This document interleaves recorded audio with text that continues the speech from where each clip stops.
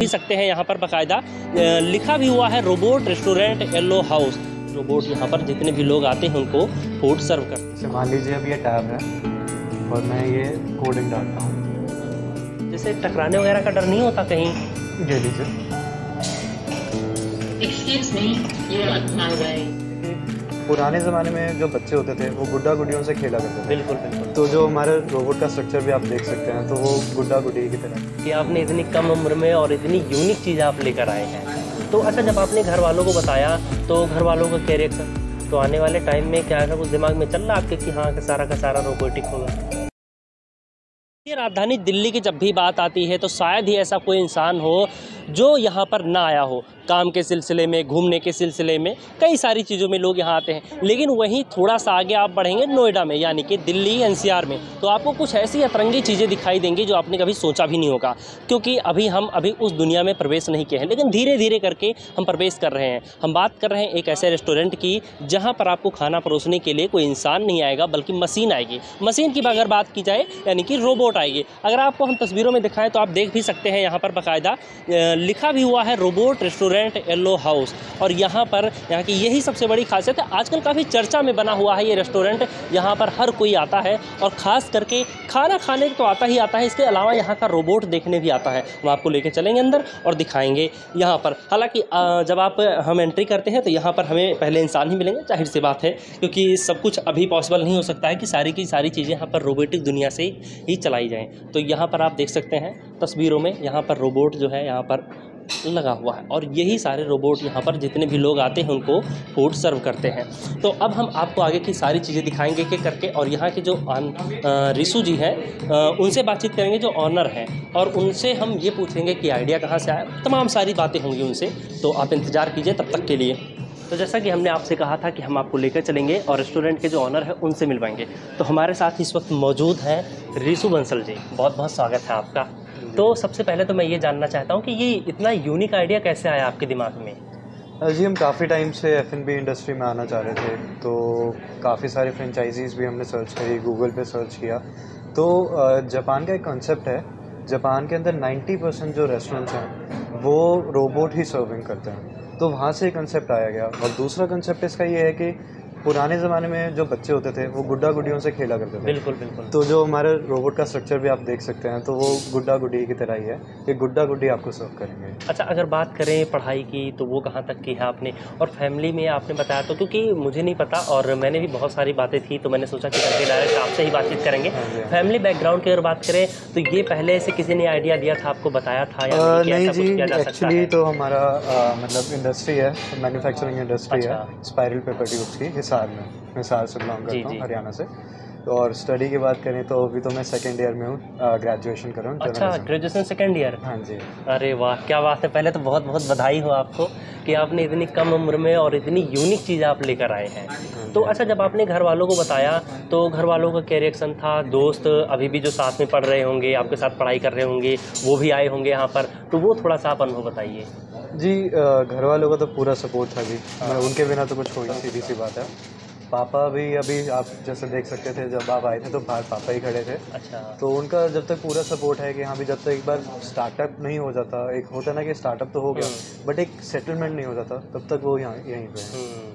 तो अगर मशीनों की बात करें तो ये आपने जापान से ही मंगवाया है? नहीं, ये मेड इन इंडिया है जी। हमारे भारत देश के इंजीनियर्स ने इन्हें मैन्युफैक्चर किया है। हाँ। और इंडिया के अंदर ही। तो ये कैसे, मतलब थोड़ा सा अगर और आसान भाषा में हमें समझना हो और हमारे दर्शकों को समझना हो तो कैसे उन्हें समझाया जा सकता है कि मतलब आपने जैसे एक आम भाषा में बताना हो, जैसे आप मान लीजिए कि हाँ किसी ऐसे व्यक्ति को जिसको टेक्निकली बिल्कुल नॉलेज नहीं है। बेसिकली AI टेक्नोलॉजी का आपने सुना होगा जी। AI टेक्नोलॉजी से ही है ये। टैब्स जो टैब्स होते हैं उसके अंदर एक सॉफ्टवेयर अपलोड होता है जी। सॉफ्टवेयर के थ्रू आपके कोडिंग्स होती हैं, डिफरेंट कोडिंग्स होती हैं। हर एक टेबल की अलग अलग कोडिंग है। जैसे कि सर्विंग विंडो होती है हमारी, जिससे खाना आता है बाहर। तो खाने से जो सर्विंग विंडो से लेकर टेबल तक आपको ये रोबोट सर्व करता है और हमें उस टैब के थ्रू वो कोडिंग डालनी पड़ती है। तो ये सारी चीज़ें कैसे होती हैं? ये टैब के थ्रू ही होती है जी। अच्छा, टैब के थ्रू। और हमारे जो वेटर्स होते हैं, मैनेजर्स होते हैं, उस सब हैंडल करते हैं सब चीज़ों को। तो यहाँ पर जो लोग आते हैं वो तो मुझे तो लगता है कि खाना खाने से ज़्यादा तो रोबोट देखने आते हैं। हाँ जी, बिल्कुल। कैसा रहता है उनका अनुभव? चाहे मैं मतलब हर एक जने की बात करूं, चाहे वो टीनेजर्स हैं, चाहे वो मेरे उम्र के हैं, चाहे वो फैमिली है, चाहे वो बच्चे हैं, सब मतलब खुश होके जाते हैं कि कुछ रोबोट उन्हें सर्व कर रहा है, क्योंकि यहाँ पूरे दिल्ली एनसीआर में पहला ही खुला पहला ऐसा है। हाँ जी, रेस्टोरेंट उनके लिए एक नया ही है कि रोबोट उन्हें सर्व कर रहा है। खाने से ज़्यादा उनको रोबोट ही मतलब ज़्यादा अच्छा आने वाले टाइम में अभी क्या है कि मैन पावर का भी इस्तेमाल यहाँ पर किया हाँ जी, जाता हाँ है, जी। तो आने वाले टाइम में क्या ऐसा कुछ दिमाग में चल रहा है आपके कि हाँ का सारा रोबोटिक होगा? अभी तो जी आगे फ्रेंचाइजी हमने मतलब आगे जो लेना चाहते हैं हमने उसके लिए ओपन कर रखा है। अच्छा। बाकी जो रिक्वायरमेंट के हिसाब से होता है, जैसे यहाँ पे 60 लोगों की गैदरिंग है तो 2 रोबोट्स आई थिंक इनफ है, क्योंकि उतना ज़्यादा फिर आप मतलब एम्प्लॉयमेंट की बात करूँ मैं तो जो लेबर वर्क होता है तो वो भी ख़त्म होगा फिर, तो दोनों को साथ में लेके चलना है। यानी कि अगर खाना सर्व करने के अलावा बाकी सारी जितने चीज़ें होती हाँ हैं जी, वो हाँ सारी मैन पावर से ही हाँ होती जी, हैं। हाँ जी, हाँ जी। अच्छा, तो अभी आगे का क्या प्लान है? अभी तो ऐसा कुछ प्लान नहीं है जी। अच्छा अभी अभी नॉर्मल सोचा ही नहीं हुआ, हाँ। अभी धीरे धीरे करेंगे। तो जी। मैं चाहता हूँ कि आप थोड़ा सा और हमें दिखा दें जरा कि कैसे जी, क्या जी, चीज़ें जी, होती हैं बिल्कुल, कैसे नहीं। बिल्कुल, बिल्कुल। आपका फ़ोन ले लीजिए आप। कोई बात नहीं जी। अच्छा अच्छा। तो जैसे कि आप देख सकते हैं यहाँ डीवा और रूबी दोनों अच्छा। खड़े हैं, तो कौन सा चलवाना है जी? कोई सा भी। तो मैं चाहूँगा ज़रा एक बार दिखाइए यहाँ पर कैसे क्या चीज़ें। मान लीजिए अब ये टैब है और मैं ये कोडिंग डालता हूँ और कर दिया स्टार्ट।